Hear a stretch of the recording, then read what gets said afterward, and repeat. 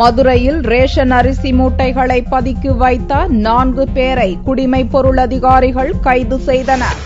மதுரை மாவட்டம் தனக்கன்குளம் நேதாஜி நகர் பகுதியில் நலபாலன் என்பவருக்கு சொந்தமான மாவு அரைக்கும் மில் உள்ளது. இங்கு ரேஷன் அரிசி மூட்டைகள் பதுக்கி வைக்கப்படுவதாக குடிமைப் பொருள் வழங்கல் குற்றப்புலனாய்வு பிரிவு அதிகாரிகளுக்கு ரகசிய தகவல் கிடைத்துள்ளது.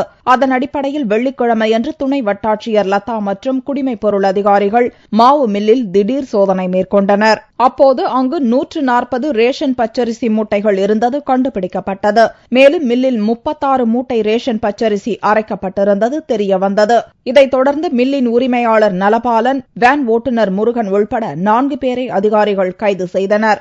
நேதாஜி நகரில் நலபாலன் என்பவர் ரேஷனுக்கு கொடுக்கப்படும் இலவச அரிசி பச்சரிசியை எடுத்து மாவாக அரைத்து அதை மற்ற இடங்களுக்கு அனுப்புவதாக எனக்கு கிடைத்த ரகசிய தகவலின்படி மாவு மில்லை சோதனையிட்ட போது அவரிடம் 140 மூடை ரேஷன் இலவசமாக வழங்கக்கூடிய பச்சரிசி அதன் சாக்குடன் கூடிய மூடைகளை கைப்பற்றியுள்ளோம். பொது விநியோக திட்டத்தின் கீழ் பொதுமக்களுக்கு இலவசமாக வழங்கப்படும் அரிசி மூட்டைகள் எப்படி கிடைத்தது என்பது குறித்தும், இந்த சம்பவத்தில் ரேஷன் கடை ஊழியர்களுக்கு தொடர்புள்ளதா என்பது குறித்தும் அதிகாரிகள் விசாரணை நடத்தி வருகின்றனர்.